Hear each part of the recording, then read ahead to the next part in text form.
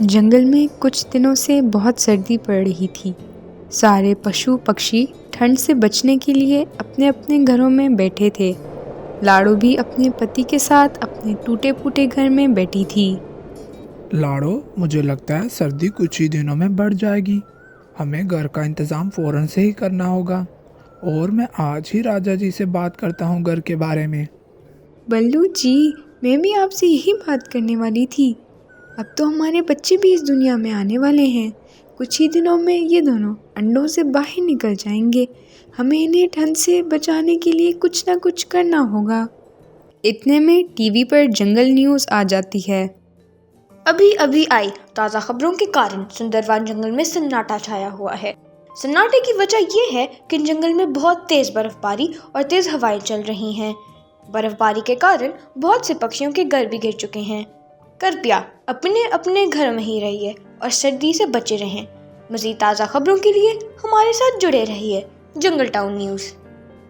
लो जी, जिस बात का डर था वो ही हुआ। अब तो जल्दी कुछ ना कुछ करना पड़ेगा मुझे तो। दूसरी तरफ टोनी भी न्यूज़ सुन रही थी। कोको के पापा, मैं तो कहती हूँ हम सब मेरी माँ की तरफ चलते हैं। कोको भी घूम लेगा और हम सर्दी से बच भी जाएंगे। मुझे मेरी माँ की परसों ही चिट्ठी आई थी। चिट्ठी में माँ हम सबको याद कर रही थी। ठीक है, मैंने कालू से कुछ पैसे लेने हैं। वो आज दे देगा तो हम शाम को निकल जाएंगे तुम्हारी माँ की तरफ। कालू और गोरी का इधर कुछ और ही चल रहा था। कालू जी, मैंने अपना मेकअप का सामान लेना है। मेरा मस्कारा ख़त्म हो गया है और क्रीम भी। आप मन्नू को पैसे ना दें, मुझे दे दें। मैं अपना सामान ले आऊँगी। मन्नू की कौन सी जान निकल रही है। हाँ हाँ, जान तो तुम्हारी निकल रही है पैसे वापस करते वक्त। पहले ही कितनी देर हो गई है। अब मज़ीद मैं देर नहीं करूँगा। मैं आज ही उसे फ़ौरन से पैसे उसके वापस कर दूँगा। फिर पता नहीं कब वापस होंगे अगर मैंने इसे खर्च लिया तो। कालू जी, आपको वो अजीज़ है या मैं तो आपकी शरीक हयात हूँ। बढ़िया ही शरीके याद। पहले काम भी वो वाले कर लो ना। सारा दिन मुंह पे मेकअप थोप लेती हो, क्रीमें लगाकर चुगलियाँ करने के लिए निकल जाती हो। मैं जा रहा हूँ मन्नू को पैसे वापस करने। जो करना है करो मेरी बला से। कालू ये कहकर वहाँ से चला जाता है। दूसरी तरफ बल्लू भी काम पर चला जाता है। मैं ऐसा करती हूँ, मीनू मौसी से मदद मांगती हूँ, वो मेरी ज़रूर मदद करेगी। तो लाड़ो भी मीनू मौसी की तरफ चली जाती है। टोनी, जल्दी से बैग तैयार कर लो, अभी हमने बहुत दूर जाना है। टोनी, कुकू और मन्नो भी दूसरी जंगल चले जाते हैं। दूसरी तरफ बल्लू रास्ते में ही था तो बल्लू को शिकारी पक्षी पकड़ लेते हैं।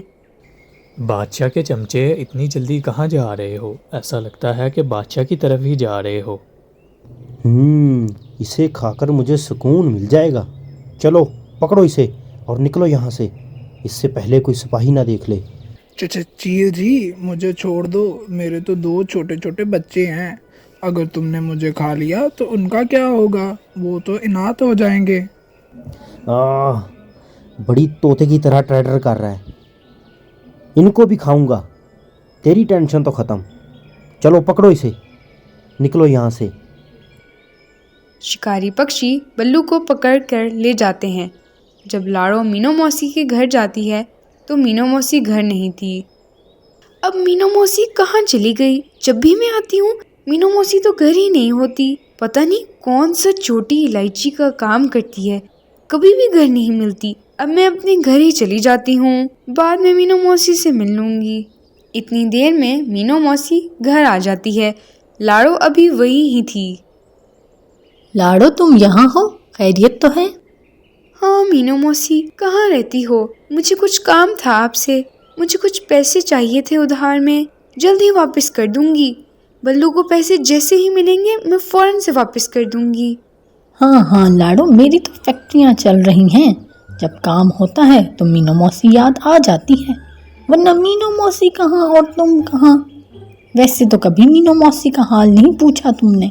मीनू मौसी, अभी कल ही तो मैं तुम्हारे साथ अनाज तलाश करने के लिए गई थी। पता है मुझे सब लाड़ो। मेरे पास कोई पैसे नहीं हैं। मैं तो खुद मांग मांग कर खाती हूँ। ऐसा करो टोनी से मांग लो। और अब जाओ यहाँ से, मुझे नींद आ रही है। मैं तो लगी हूँ सोने। तो लाड़ो मीनू मौसी की जली कटी सुनकर वहाँ से आ जाती है। जैसे ही लाड़ो जाती है, मीनू मौसी अलमारी का दरवाज़ा खोलती है तो अलमारी में पैसों की थैली गायब थी। मीनू मौसी वहीं पर शोर डालना शुरू कर देती है। इतने में वहाँ पर सिपाही और गोरी भी आ जाती है, क्योंकि गोरी पहले ही मीनू मौसी के घर के बाहर बैठी हुई थी छुपकर। मीनू मौसी क्यों चिल्ला रही हो? क्या हुआ है? कोई भूत तो नहीं देख लिया? हाय हाय मेरे नसीब, इससे अच्छा तो मैं भूत ही देख लेती। मैंने पाई पाई करके पैसे जोड़े थे, वो भी चोरी हो गए। पता नहीं किस मनहूस की नज़र लग गई। चोर भी मेरे घर ही आना था चोरी करने के लिए। हाय मैं मारी गई। हाय मौसी चलाना बंद करो। अब बताओ कितने पैसे थे? हम चोर को ज़रूर पकड़ लेंगे। हाय मैं मारी गई, लुट गई। मेरे पूरे 300 रुपए थे, पाई पाई करके जोड़े थे। अल्लाह करे तुझे कीड़े पड़े। मीनू मौसी ऐसे तो ना कहो। पता नहीं वो कितना मजबूर होगा जिसने तेरे घर में चोरी की है। मौसी मुझे तो सिर्फ एक ही पे शक है, और वो है लाड़ो। क्योंकि जब तुम घर नहीं थी तो लाड़ो अकेली तुम्हारे घर में थी। तो मुझे लगता है कि इसी ने ही पैसे चुराए होंगे। हाय हाय लाड़ो, तुझे मैं नहीं छोड़ूंगी। मैंने पैसे नहीं दिए तो तूने पैसे चोरी कर लिए। सैनिकों, मुझे लाड़ो पर ही शक है। वो मुझसे पैसे मांग रही थी और मैंने उसे नहीं दिए और उसने चोरी कर ली। ठीक है मीनू मौसी, हम अभी जाकर राजा जी को ये खबर देते हैं और वो जल्दी लाड़ो से पैसे निकलवा लेंगे। तो सैनिक वहाँ से चले जाते हैं और गोरी का शैतानी मंसूबा कामयाब हो जाता है। वाह गोरी, तेरा तो कोई जवाब ही नहीं। मैं तो आई थी मीनू मौसी को चुगलियाँ लगाने। ये तो घर नहीं है। पता नहीं किसके इतने गंदे नसीब होंगे जो मीनू मौसी को जेल रहा होगा। ऐसा करती हूँ, जाते जाते अपनी हाथ की सफाई दिखा जाती हूँ। फिर मीनू मौसी को मिर्गी पड़ेगी जब अलमारी खोल के देखेगी। गोरी मीनू मौसी की अलमारी से पैसे निकाल कर उसके घर के बाहर छुप जाती है।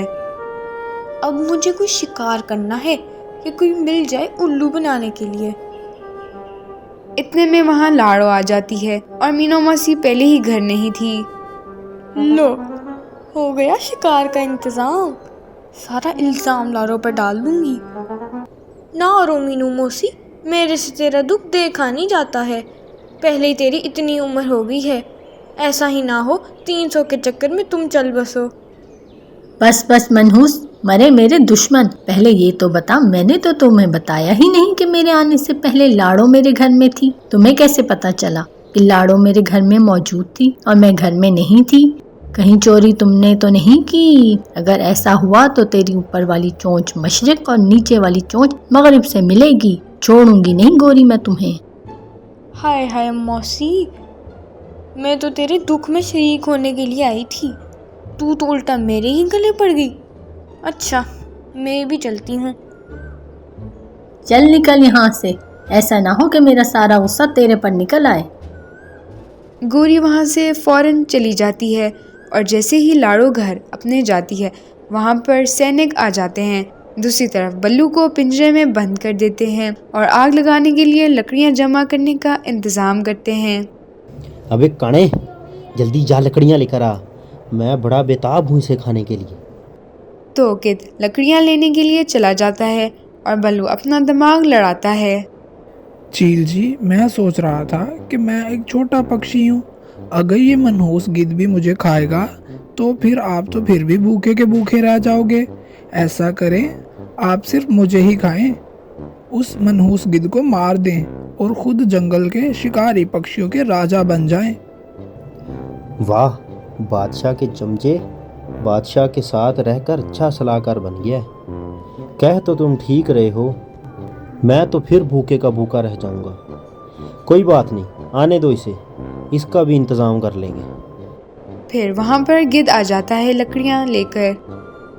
उस्ताद जी, मैं लकड़ियाँ ले आया। अब आप जल्दी से आग लगाएं ताकि हम इसे मसाले लगा कर खाएं। अबे रुक काने, मैं अभी आया। तो चील वहाँ से चला जाता है। कान्हा जी, आप यहाँ नहीं थे, मैंने आपको एक ज़रूरी बात बतानी थी। ये जो चील है ना, मुझे कह रहा था आपके जाने के बाद कि ये जैसे ही मनहूस गिद्ध आएगा तो मैं इसे मार दूंगा और मारकर इस सारे जंगल के शिकारी पक्षियों का राजा बन जाऊंगा। तो मैं तो कहता हूँ आप उस मनहूस को ही मार दें और आप खुद शिकारी पक्षियों के राजा बन जाएं। आप तो दिखने में उससे हट्टे कट्टे लगते हैं। इतने में वहाँ पर चील आ जाता है। क्या उस्ताद जी, मैंने सारी ज़िंदगी आपके साथ चोरियां नहीं की, डाके नहीं मारे, मासूम पक्षियों को नहीं मारा, लेकिन अब आप मुझे ही मारने का सोच रहे हो। अब आपकी खैर नहीं। जैसे ही चील गिद्ध के पास जाता है तो दोनों लड़ना शुरू कर देते हैं। लड़ते लड़ते दोनों पिंजरे में लगते हैं और पिंजरा गिर जाता है और बल्लू आज़ाद हो जाता है और वहाँ दोनों लड़ लड़ कर ही मर जाते हैं। बल्लू वहाँ से फौरन भाग जाता है। दूसरी तरफ जब गोरी घर जाती है तो कालू घर में पहले से ही मौजूद था। ये तो पहले से ही घर में है, अब क्या करूं? गोरी, किसका सत्यानाश करके आ रही हो? और ये हाथ में क्या है तुम्हारे? कुछ नहीं जी, पैसे हैं पैसे। आपने तो मेकअप नहीं लेकर दिया तो मैंने मीनू मौसी के घर में चोरी कर ली। अब मेरे पास मेकअप ही मेकअप होगा। तो मीनू मौसी को पता नहीं चला कि चोरी किसने की है? ना जी ना, गोरी नाम है मेरा, चोरी करना काम है मेरा। हवा के झोंके की तरह आती हूँ और हवा के झोंके की तरह चली जाती हूँ। कालू जी, मैंने चोरी का इल्जाम लाड़ो पर लगा दिया। अब तक तो लाड़ो को सैनिकों ने पकड़ भी लिया होगा। कालू जी की बच्ची, लाओ इधर मुझे दो पैसे। मैं अभी राजा जी को जाके सच बचाता हूँ। मैं इन पैसों का सिर्फ मेकअप ही लूंगी। कालू गोरी से पैसे लेता है और लाड़ो के घर चला जाता है और गोरी भी साथ चली जाती है।